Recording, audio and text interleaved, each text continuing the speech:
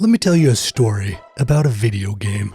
A free-to-play video game from a Korean studio who has a $1 billion franchise under their belt. But that's not all. Also a $3 billion franchise. But that's revenue for tiny idiot babies. A studio with a $20 billion franchise under its belt.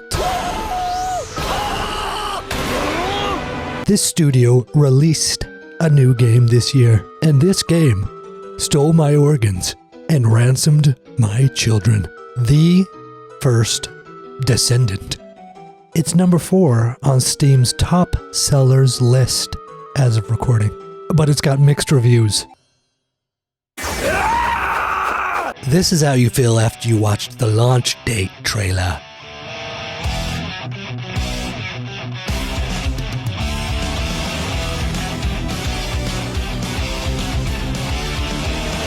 And this is how you feel after you play the actual video game.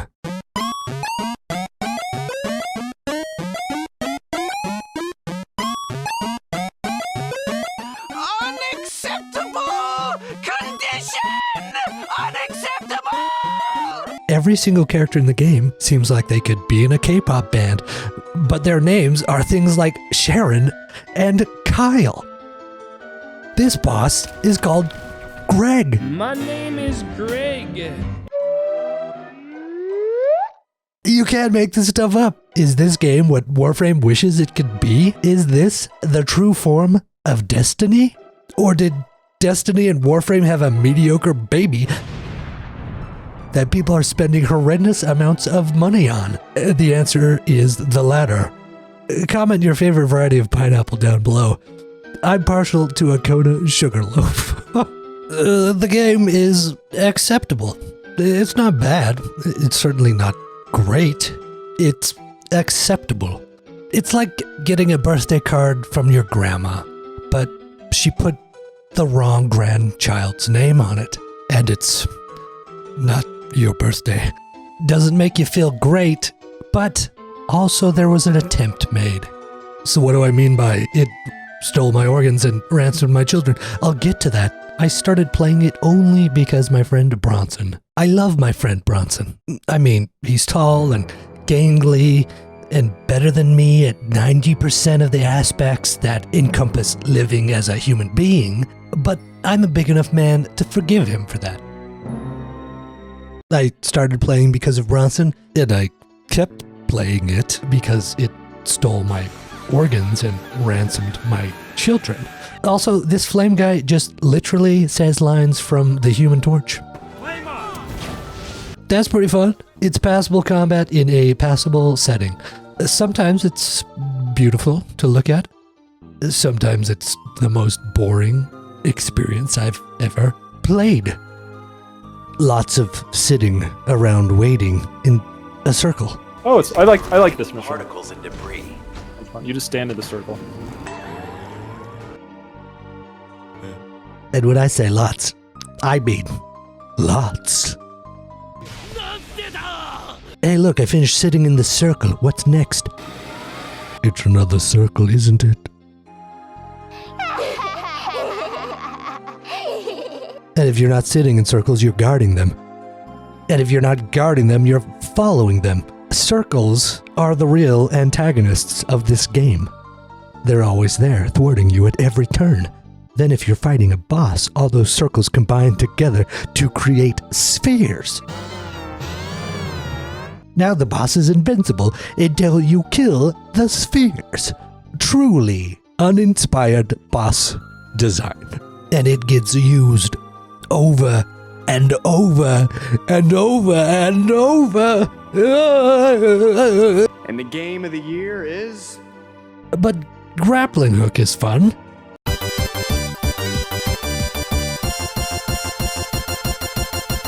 Sure, that's fine, but if you directly compare it to the game it's directly ripping off, it's not even close.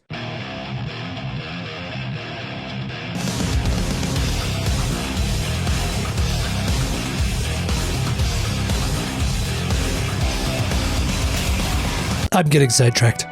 We're talking about the first Descendant. It is fun to grapple around the map. But here's the thing. Living creatures are hardwired to observe negative stimulus with heightened senses. I might have a pleasant little time grappling around the map, but that's not what I remember. I remember when my organs were taken out of my still functioning body. Sure, the game is mediocre, but that's not the truly egregious part of this game. This game has the most egregious grind I've ever seen in any game. I went down to the beach and saw Kiki. Now, what do I mean by grind? I mean monstrous repetition. I mean a requirement of doing in-game missions over and over and over and over in a quest for the best gear or abilities or levels or modifiers or characters. Relentless repetition.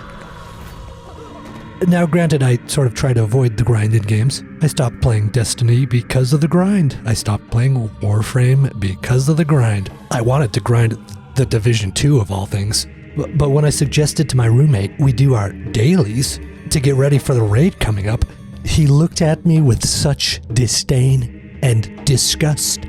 I could feel my very sentience withering beneath his gaze. Needless to say, we never did the raid. But because of Bronson, and because I wanted to make a YouTube video about this game, I put my face to the grindstone.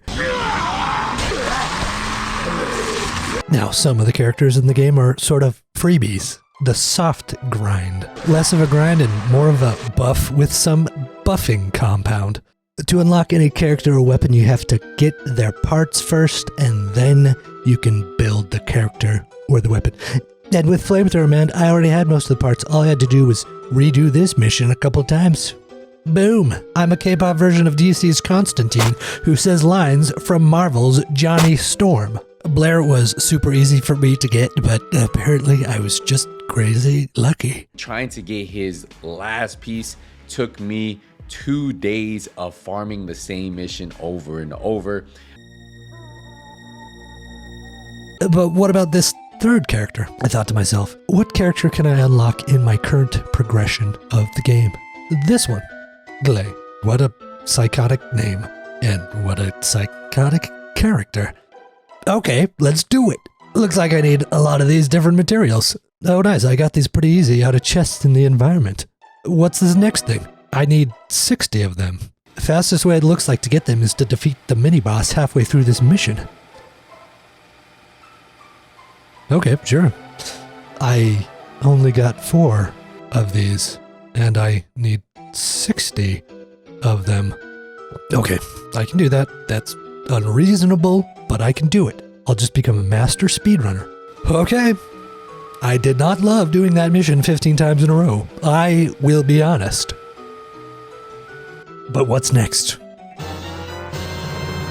Run over to the mission, kill some inconsequential nincompoops. Now I've got 7 out of 100. Now either wait 5 minutes for the mission to respawn or reload the area to get a different instance. Seems dumb. And since it's a public mission, if someone else has already done it, you gotta wait those 5 minutes. Or you need to reload again and hope it's an instance where nobody is grinding it. This dingus already did the mission. Now I have to reload and wait. This time, I'm the one who stole the mission. Later, I found out from my friend Bronson again, you could just set the game to private so you don't have to deal with dinguses stealing your mission. But here is the insane thing. It still keeps the mission on a timer according to if people have done it in the instance you would have been assigned to. So even when it's private, you still have to wait or reload. And since you only get 7 at a time, you have to do the mission 15 times. Again! Then here's the kicker. After I finished this whole process, they patched out this 5-minute wait time. They realized that it was incomprehensibly ridiculous, so they changed the wait time from 5 minutes to 60 seconds, but it was too late for me. Okay, I got all the resources and materials. Now I just need to get the blueprints. To get this first blueprint, I need to attempt this mini-boss. But you can't attempt the mini-boss for free. You gotta pay void shards. And if you don't have the amorphous material pattern number 28, even if you beat the mini-boss, it's meaningless, because you don't have the pattern to attempt to open. Now I gotta do this mission like 5 times to even get the amorphous pattern. That was next. Go to this void shard farming mission 4 times in a row for a single attempt at the mini-boss. Now I did it. The mini-boss is vanquished. I just get the part I'm looking for, right? Wrong! Now that I've done all that, there is a 6% chance of getting the part I need.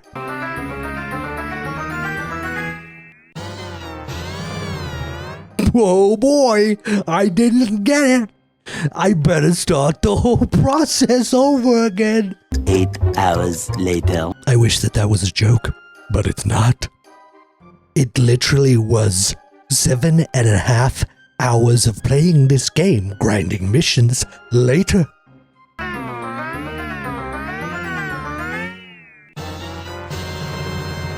I did it. I got the Glay Spiral Catalyst blueprint. And I've got all the other basic materials. What's the last step? What's the last thing I need to get? The glaze stabilizer? To get this glaze stabilizer, it will be a nearly identical repeat of that process I did for that previous part. Except it's worse.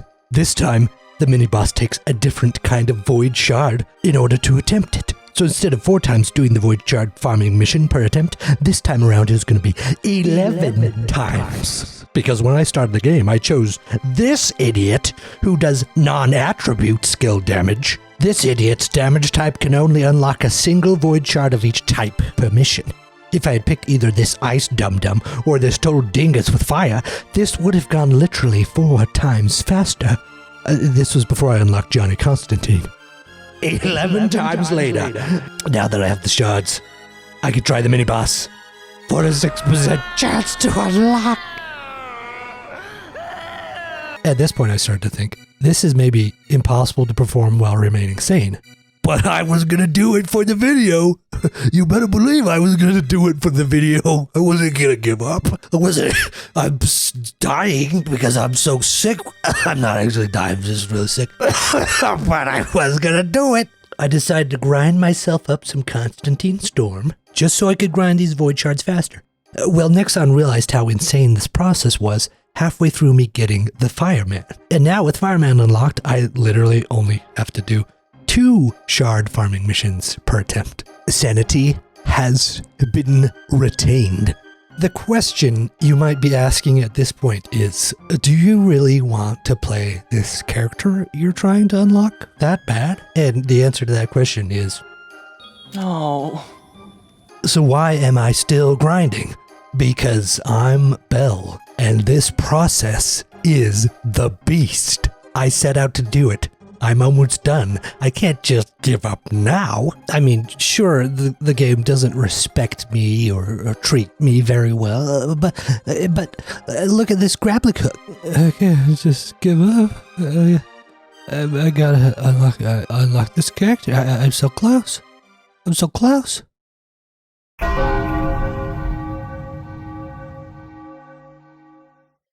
I've done it. I got it. The final piece. Now I can try out this character that I don't want to play. Wait, what? 8 hours? I spent 19.5 hours grinding for this character. Now I have to wait 8 hours? What the?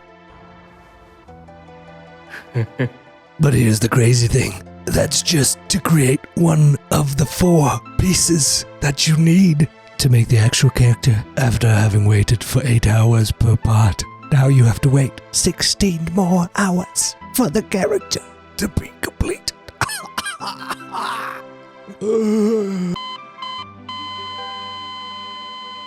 All of this is intentionally designed to frustrate you, to make you annoyed and angry. to make you so annoyed and angry that you'll pay them money to alleviate your aggravation. Why did you design your game to be intentionally and purposefully aggravating? Money! It's frankly grotesque. You think Miyamoto would have ever guessed this is where we would end up when he was making Mario Bros? Intentionally bad experiences designed specifically to bother you into paying money? Isn't it so aggravating that you have to wait 8 hours? Just pay us some money. Isn't unlocking that character so frustrating? Just pay us some money.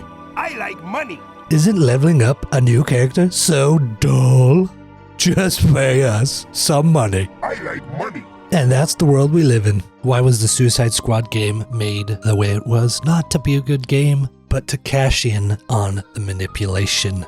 To cash in on the tactics to nickel and dime you into giving them all your stupid money.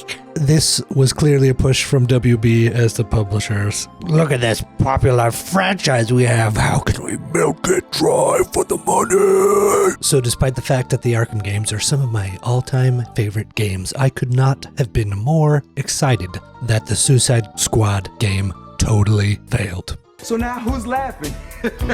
Not me. Nexon didn't get multiple billion-dollar franchises under their belt by making good video games. They got it by manipulating and by secret combinations. The first Descendant is not that good. Even my friend Bronson, who is even deeper down the rabbit hole than I am, would be quick to tell you that the game is mediocre, but it's still in Steam's top 10 top seller list. What a depressing world to live in. Flamethrower Hands is pretty fun though.